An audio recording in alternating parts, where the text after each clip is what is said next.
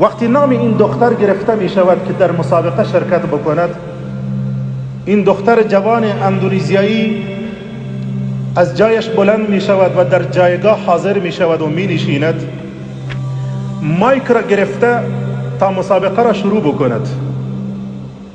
اما داوران مسابقه می گویند شما باید نقابتان را از رویتان بردارین. Tolong bisa dibuka cadarnya.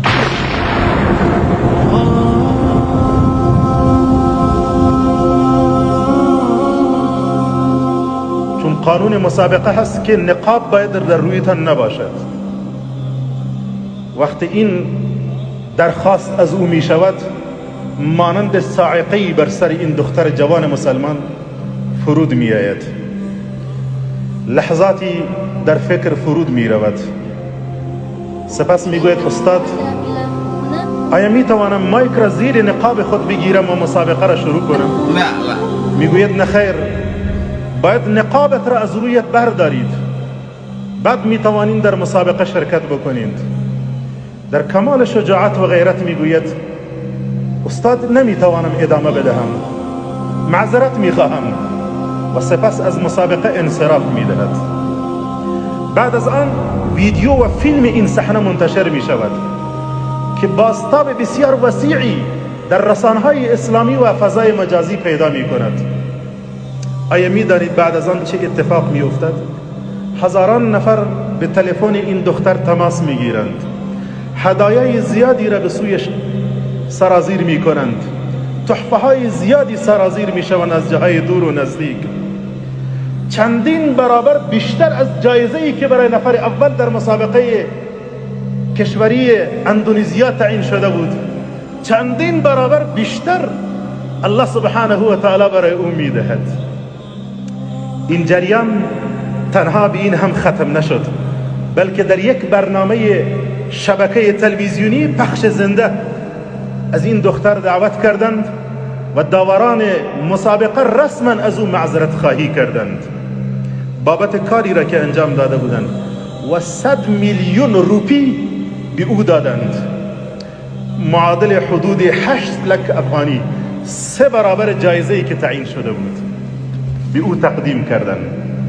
به همین هم اکتفا نکردند، بلکه سال آینده مسابقه حفظ و تفسیر قرآن عظیم و شأن را اعلان کردند که برگزار می شود به نام میسره.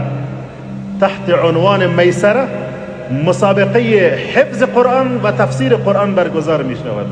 آیا می دانید میسره نام چه کسی بود؟ میسره نام همین دختر بود. الله او را اکرام کرد به خاطر حجابی که او داشت، به خاطر نقابی که او داشت. سبحان الله، الله اکبر. این داستان چه پیامی برای دخترهای اسلامی دارند و برای دخترهای مسلمان دارند و برای کشورهای اسلامی؟ ببینید این خیر و برکت از کجا آمد. راست گفته از پیامبر من صلی الله علیه و سلم انک لن تدع شیئا لله الا ابدله الله ما هو خیر لك. هیچ چیزی را تو به خاطر الله رها نمی کنید مگر اینکه الله بهتر از آن را به تو خواهد داد.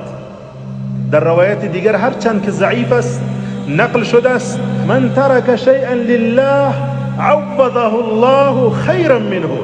هر کسی که به خاطر الله چیزی را رها بکند الله بهتر از آن را به او خواهد داد. به راستی که گفته شده است من عظم الله اعزه الله. هر کسی که الله را تعظیم بکند الله او را عزت می دهد. به راستی که گفته شده است من عظم الله فی قلبه سخر الله له خلقه. هر کسی که در قلبش تعظیم الله را داشته باشد الله مخلوقش را برای او مسخر می گرداند، برای او رام می گرداند. به راستی که گفته شده است من عظم امر الله اذل الله له عظماء خلقه. هر کسی که امر الله را تعظیم بکند الله بزرگان مخلوق را برای او رام می کند و برای او ذلیل و خوارش می کند. واقعا عزیزان در این داستان پیام های زیادی نهفته است که من تمسک بحبل الله رفعه الله اعزه الله. هر کسی که به ریسمان الله چنگ بزند الله او را